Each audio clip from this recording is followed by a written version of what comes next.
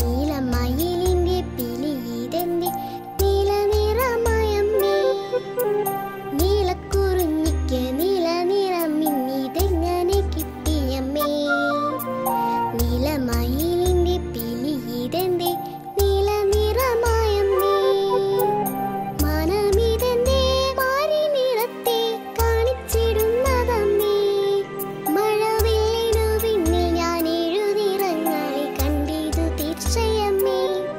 മഴവില്ലിനു പിന്നിൽ ഞാൻ എഴുതിറങ്ങളെ കണ്ടിതു തീർച്ചയമ്മേ. നീലക്കുറിഞ്ഞിക്ക് നീല നിറം മിന്നിതെങ്ങനെ കിട്ടിയമ്മേ. നീലമയിലിന്റെ പിലിയിതെന്റെ നീല നിറമയമ്മേ.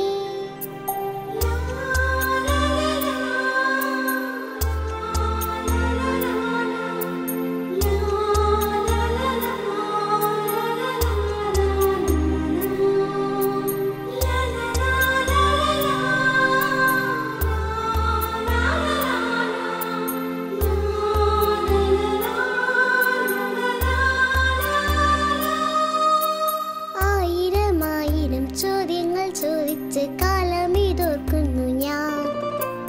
എന്തിനു അമ്മതനുത്തരമോ അത് ഈശോതൻ ചിത്രങ്ങളും പൊന്നീശോതൻ ചിത്രങ്ങളും. അമ്മയടുപ്പതിൽ ചുട്ടെടുത്തിടുന്നൊരപ്പം അതു തന്നെയോ. പള്ളിയിലപ്പത്തിന് ഇത്ര ചെറുപ്പമോ ഇന്നു ഞാൻ ചോദിച്ചല്ലോ. ഉന്നതനാം ദൈവം കുഞ്ഞായി വന്നെന്നും അപ്പമായി മാറിയെന്നും കുഞ്ഞിലെ ഞാൻ അറിഞ്ഞു, എന്നമ്മ പറഞ്ഞു തന്നു. നീലക്കുറിഞ്ഞിക്ക് നീല നിറം മിന്നിതെങ്ങനെ കിട്ടിയമ്മേ. നീലമയിലിന്റെ പിലിയിതെന്റെ നീല നിറമയമ്മേ. മനമിതെന്റെ മാരി നിറത്തെ കാണിച്ചിടുന്നതമ്മേ. മഴവില്ലിനു പിന്നിൽ ഞാൻ എഴുതിറങ്ങളെ കണ്ടിതു തീർച്ചയമ്മേ. മഴവില്ലിനു പിന്നിൽ ഞാൻ എഴുതിറങ്ങളെ കണ്ടിതു തീർച്ചയമ്മേ.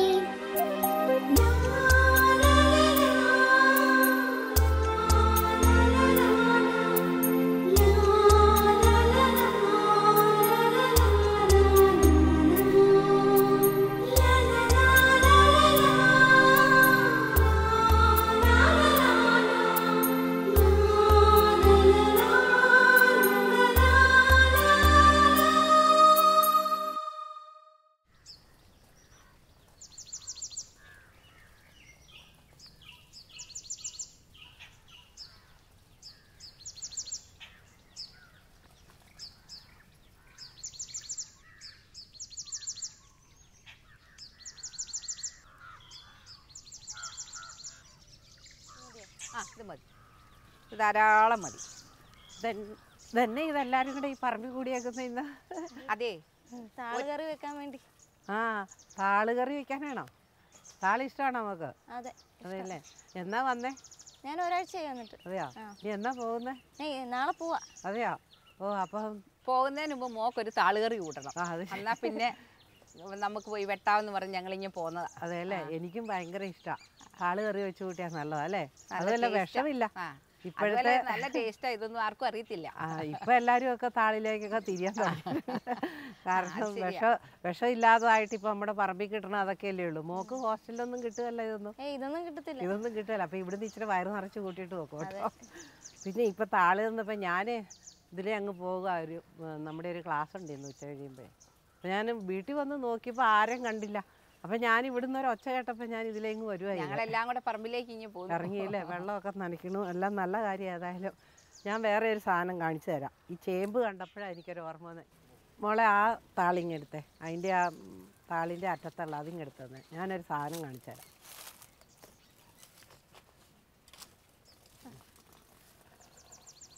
ഇച്ചിരി വെള്ളം ഇങ്ങനെ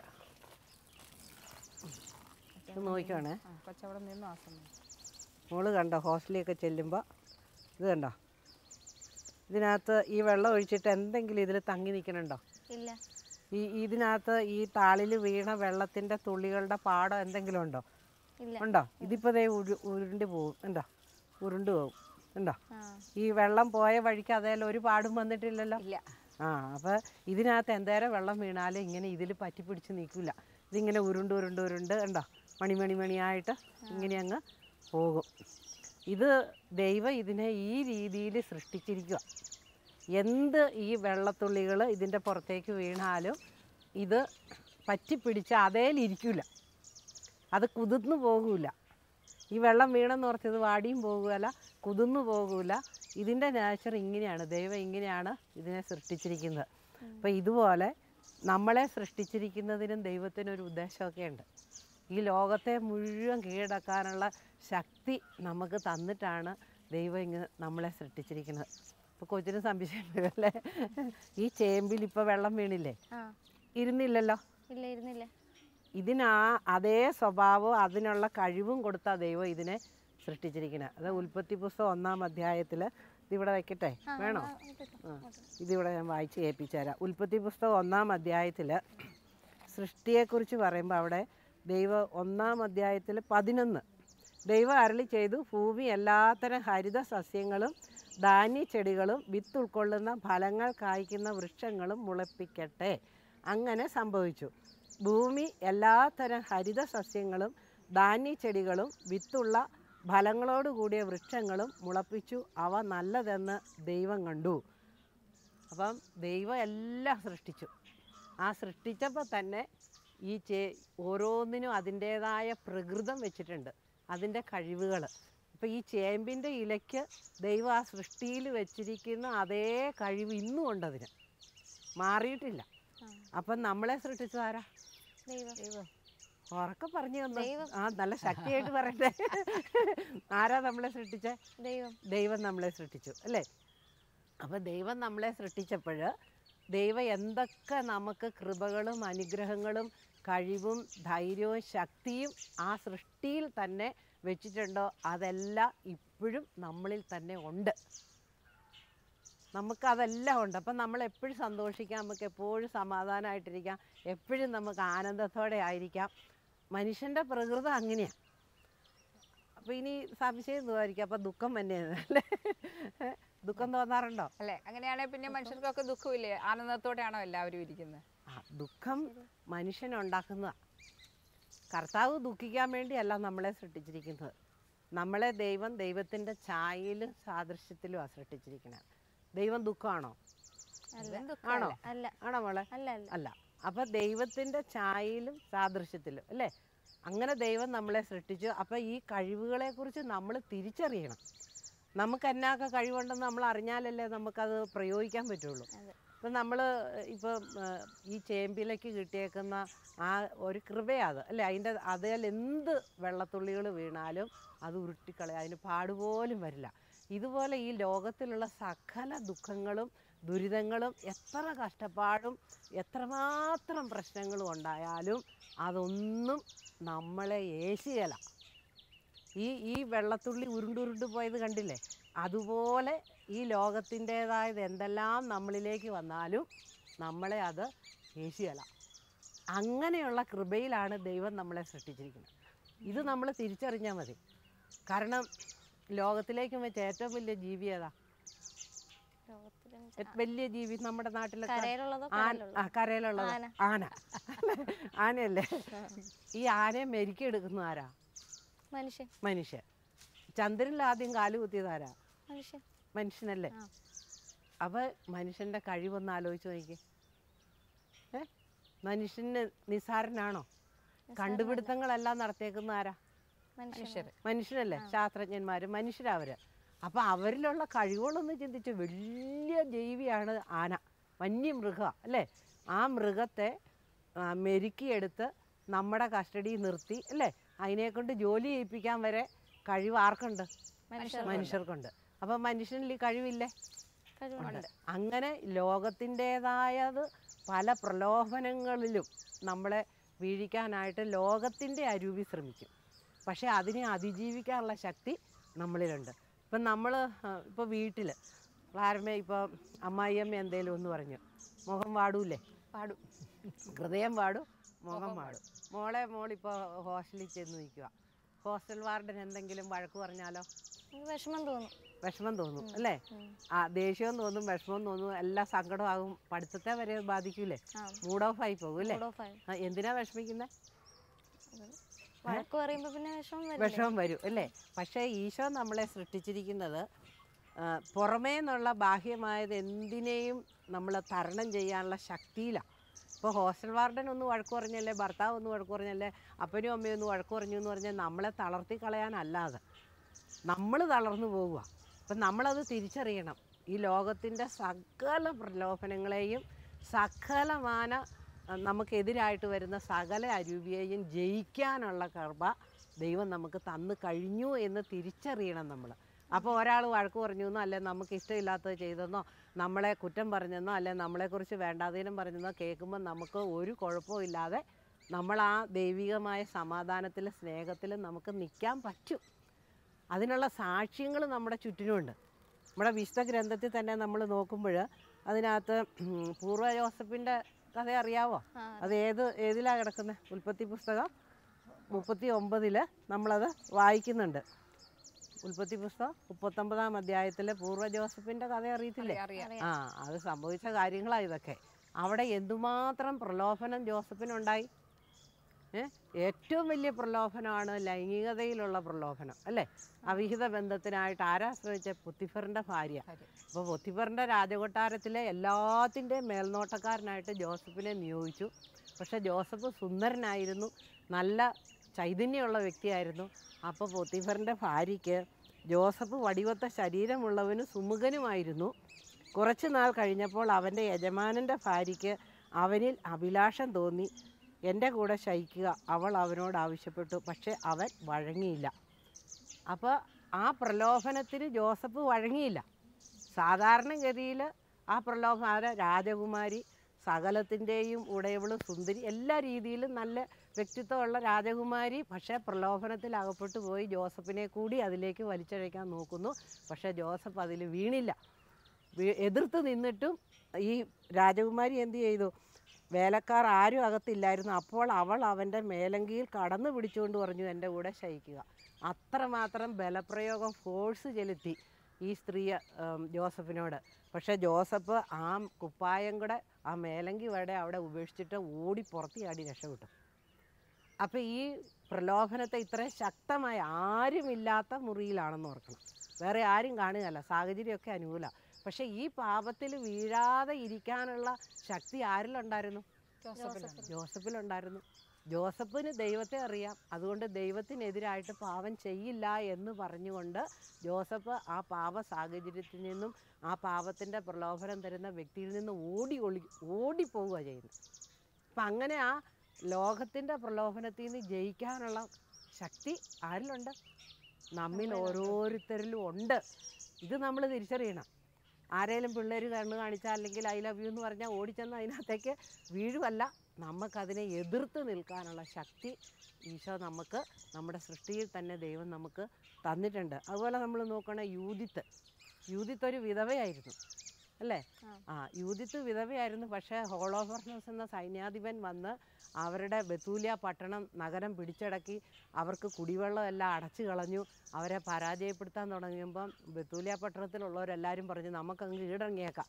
ദൈവജനം അവർ, പക്ഷേ കീഴടങ്ങിയേക്കാമെന്ന് തീരുമാനിച്ചിരിക്കുമ്പോൾ യൂതിത്ത് അവിടെ രംഗത്ത് വരിക. വേണ്ട, ഞാൻ ദൈവനാമത്തിൽ ഒരു കാര്യം ചെയ്യാൻ പോകാമെന്ന് പറഞ്ഞ് യൂതിത്ത് വിധവയായിരുന്നിട്ടും അവൾ ദൈവത്തിൻ്റെ മുമ്പിൽ പ്രാർത്ഥിച്ച് ഒരുങ്ങിയിട്ട് ആ വിധവയുടെ വൈദവ്യത്തിൻ്റെ വസ്ത്രമെല്ലാം ഉപേക്ഷിച്ച് നല്ല സുന്ദരിയായിട്ട് അണിഞ്ഞൊരുങ്ങി ഹോളോഫർണസിൻ്റെ സൈന്യാധിപൻ താമസിക്കുന്ന ആ വാസസ്ഥലത്തേക്ക് കടന്നു ചെന്ന് അവൾ നോയമ്പെടുത്ത് ഉപവാസം, ആ ഭക്ഷണത്തിലും വിരുന്നിലും ഒന്നും പങ്കുകൊണ്ടില്ല. അവിടെ നയത്തിൽ അവളുടെ ആ ഒരു കെണി വെക്കുക ചെയ്യുന്നത് ദൈവനാമത്തിൽ. എന്നിട്ട് അവിടെ വെച്ച് ഈ വിരുന്ന് സൽക്കാരത്തിൽ മതിമറന്ന് കുടിച്ച് മതിച്ചിരുന്ന സൈന്യാധിപൻ്റെ തല വെട്ടിയെടുത്ത് യൂതിത്ത് ബത്തൂലിയ പട്ടണത്തിലേക്ക് തിരികെ വന്നു.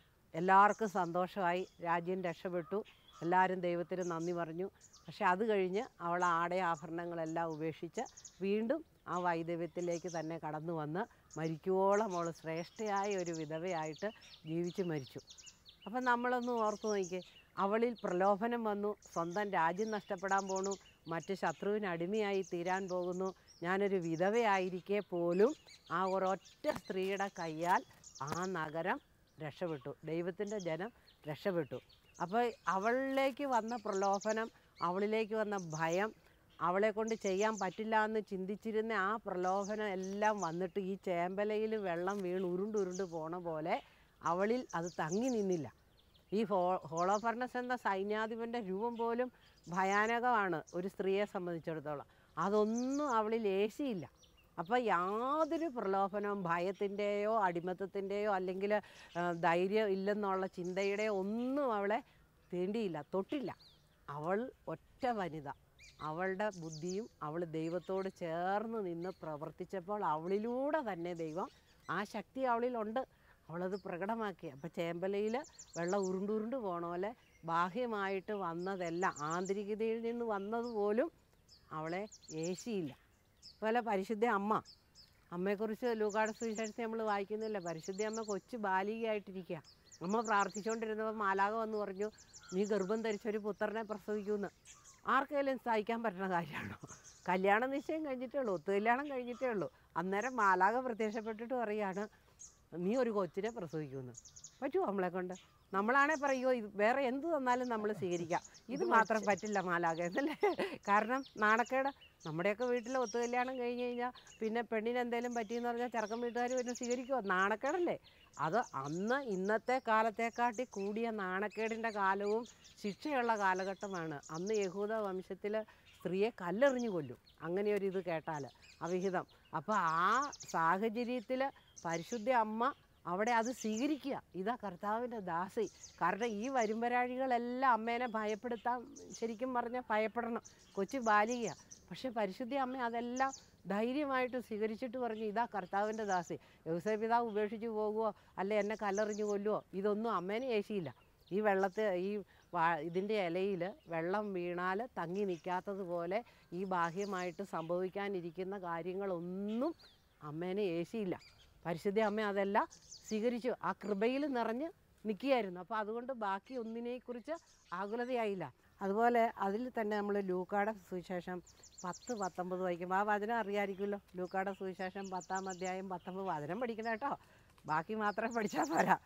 ഇതാ പാമ്പുകളുടെയും തേളുകളുടെയും ശത്രുവിൻ്റെ സകല ശക്തികളുടെയും മീതെ ചവിട്ടി നടക്കാൻ നിങ്ങൾക്ക് ഞാൻ അധികാരം തന്നിരിക്കുന്നു, ഒന്നും നിങ്ങളെ ഉപദ്രവിക്കുകയില്ല. ഇപ്പോൾ പേടിക്കണോ? സകലതിൻ്റെയും ഈ ലോകത്തിൻ്റെ സകല ശക്തികളുടെയും മേൽ ചവിട്ടി നടക്കാനുള്ള അധികാരമാണ് കർത്താവ് നമുക്ക് തന്നിരിക്കുന്നത്.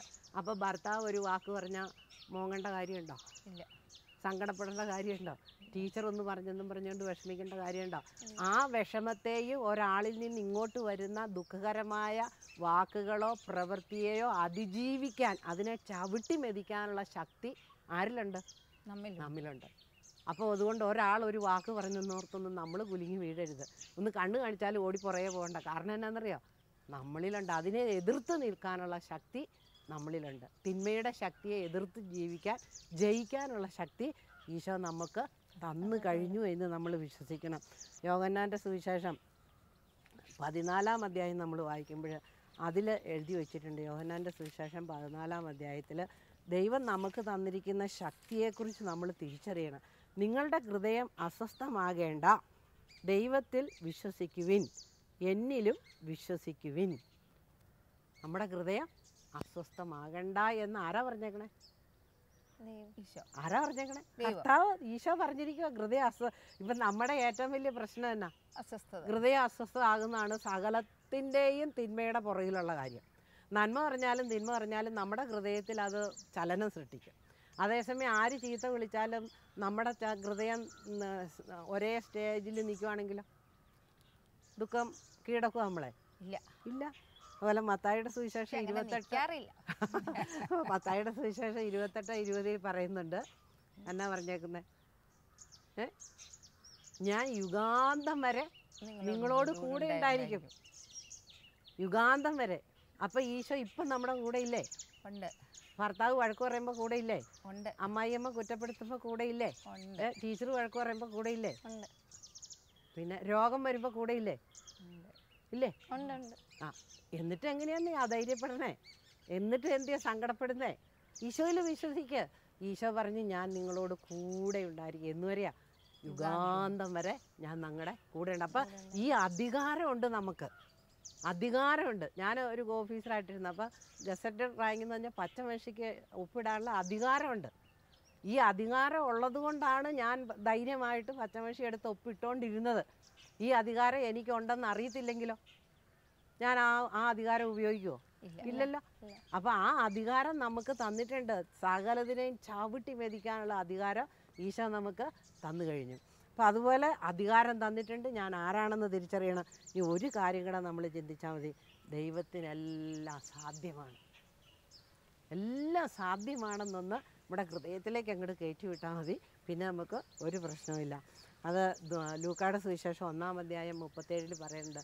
പരിശുദ്ധ കന്യാമറിയത്തിൻ്റെ അടുത്തേക്ക് മാലാഖ വന്നിട്ട് പറഞ്ഞു, ഇങ്ങനെ ഒരു കുഞ്ഞിനെ പ്രസവിക്കും എന്നൊക്കെ പറഞ്ഞപ്പോൾ ആദ്യം അമ്മയെന്ന് അസ്വസ്ഥയായി.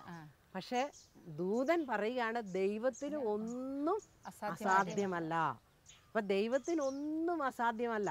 അപ്പം ഒന്നും അസാധ്യമല്ലാത്ത ദൈവം എൻ്റെ ഉള്ളിൽ വസിക്കുന്നെങ്കിലോ എനിക്ക് എന്തെങ്കിലും അസാധ്യമാണോ? അല്ല. ഈ തിരിച്ചറിവാണ് നമുക്ക് വേണ്ട. ഇത് നമുക്ക് അറിയത്തില്ല. അതുകൊണ്ട് നമ്മൾ ഭയപ്പെട്ടു പോകുന്നത്, എന്തിനേലും കാണുമ്പോൾ പേടിച്ചു പോകുന്നത്. അതുപോലെ ഈശോ നമുക്ക് ഉറപ്പ് പറഞ്ഞിട്ടുണ്ട്. മത്തായിയുടെ സുവിശേഷം 19:26 യേശു അവരെ നോക്കി പറഞ്ഞു, മനുഷ്യർക്ക് ഇത് അസാധ്യമാണ്, മനുഷ്യർക്ക് ഇത് അസാധ്യമാണ്, എന്നാൽ ദൈവത്തിന് എല്ലാം സാധ്യമാണ്. അപ്പം മനുഷ്യന്, പച്ച മനുഷ്യന് ഇത് പറ്റില്ല, പക്ഷേ ദൈവത്തിനെല്ലാം സാധ്യമാണ്. അപ്പം എല്ലാം സാധ്യമായ ദൈവം നമ്മുടെ ഉള്ളിൽ വസിക്കുന്നെങ്കിലോ നമുക്ക് എല്ലാം സാധ്യമാണ്. അപ്പം ഈ ഒരു ചിന്ത, ഈ ഒരു വിശ്വാസം, ഈ ഒരു ഉറപ്പ്, ഈ ഒരു ആശ്രയത്വം, ദൈവം ആരെന്നുള്ള അറിവ്, ഈ 4 കാര്യങ്ങൾ നമ്മളിലുണ്ടെങ്കിൽ നമ്മളെ ജയിക്കാൻ വല്ലവരെ കൊണ്ടും പറ്റുമോ? നമ്മളെ തോൽപ്പിക്കാൻ പറ്റുമോ? നമ്മൾ അഹങ്കരിക്കുകയല്ല, നമുക്ക് ഈ ലോകത്തിൻ്റെ അരുവിയെ കീഴടക്കാനുള്ള ശക്തി ഉണ്ടാവേണ്ട. വചനം പറയണം, വന്യമൃഗങ്ങളോട് ചോദിക്കുവിൻ, അവ നിങ്ങളെ പഠിപ്പിക്കും, ആകാശപ്പറവകളോട് ചോദിക്കുവിൻ, അവ നിങ്ങൾക്ക് പറഞ്ഞു തരും, ഭൂമിയിലെ സസ്യങ്ങളോട് ചോദിക്കുവിൻ, അവ നിങ്ങളെ ഉപദേശിക്കും, ആഴിയിലെ മത്സ്യങ്ങളും നിങ്ങളോട് പ്രഖ്യാപിക്കും. കർത്താവിൻ്റെ കരങ്ങളാണ് ഇവയെല്ലാം പ്രവർത്തിച്ചതെന്ന് അവയിൽ ഏതിനാണ് അറിഞ്ഞുകൂടാത്തത്? ഈ പ്രപഞ്ചത്തിന് മുഴുവനും അറിയാം ദൈവത്തിൻ്റെ ശക്തി എന്താണ് എന്നുള്ളത്. ആ ശക്തി ഈശോ നമുക്ക് തന്നിട്ടുണ്ട്. ധൈര്യത്തിൻ്റെ ആത്മാവിനെയാണ് നമുക്ക് തന്നിരിക്കുന്നത്. പരിശുദ്ധാത്മാവിൻ്റെ ആ കൃപയിൽ നമ്മൾ നിറഞ്ഞു കഴിയുമ്പോൾ ഒരു ദുഃഖത്തിനും ദുരിതത്തിനും ഭയത്തിനും പ്രലോഭനത്തിനും നമ്മളെ കീഴടക്കാൻ പറ്റില്ല. ഇത്രയും മനസ്സിലായോ? അപ്പോൾ അധികാരം തന്നിട്ടുണ്ട്. ഞാൻ ആരാണെന്ന് തിരിച്ചറിയണം. ദൈവത്തിനൊന്നും അസാധ്യമല്ല. ഇങ്ങനെ ദൈവത്തെക്കുറിച്ച് അറിയുക എന്നതാണ് നിത്യജീവൻ. അപ്പോൾ ആ ഒരു നിത്യജീവൻ പ്രാപിക്കുക, ദൈവത്തെ അറിയുക. ഈ അറിവ് ഹൃദയത്തിലിരുന്നാൽ ഒന്നും പേടിക്കണ്ട. ഇനി ഹോസ്റ്റലിൽ ചെന്നൊന്നും പേടിക്കണ്ട കേട്ടോ. ടീച്ചർ വഴക്ക് പറയുന്നത് അന്നേരം എന്നെ ചെയ്യണം? എൻ്റെ ഉള്ളിൽ ഈശോയുണ്ട്. ആ വേദന വരുന്ന അല്ലെ ദുഃഖം വരുമ്പോൾ പറയണം, എൻ്റെ ഈശോയെ ഈ സാഹചര്യത്തെ ഈശോ തന്ന അധികാരം ഉപയോഗിച്ച് ഞാനതിനെ യേശു നാമത്തിൽ നമ്മളതിനെ മാറ്റിക്കളയണം. ഇങ്ങനെയുള്ള ചിന്തകളെ, ദുഃഖചിന്തകളെ അല്ലെ ഭർത്താവ് പറഞ്ഞു, അല്ലെ അമ്മായിയമ്മ പറഞ്ഞു, ഈ ദുഃഖത്തെ നമ്മൾ ശാസിച്ച് പുറത്താക്കണം. കാരണം എൻ്റെ ഉള്ളിലുള്ളവൻ ശക്തൻ, പുറത്തുള്ളവൻ എന്ത് ചെയ്യാൻ പറ്റും? അപ്പം അതുകൊണ്ട് അങ്ങനെ ധൈര്യമായിട്ടിരിക്കണം കേട്ടോ. വെയിലൊക്കെ കുറയ്ക്കുക. ബാ നമുക്കെന്നാ ഇനി അങ്ങ് താളെടുക്കണില്ലേ? കറി വയ്ക്കണ്ടേ? കറി വെച്ച് കൊടുക്കണം. എന്നാ ബാ, നീ മോള് ഹോസ്റ്റലിൽ ചെല്ലുമ്പോൾ ഒക്കെ പറഞ്ഞു കൊടുക്കൂ കേട്ടോ അവിടെ ഉള്ളവരോട്. നന്നായി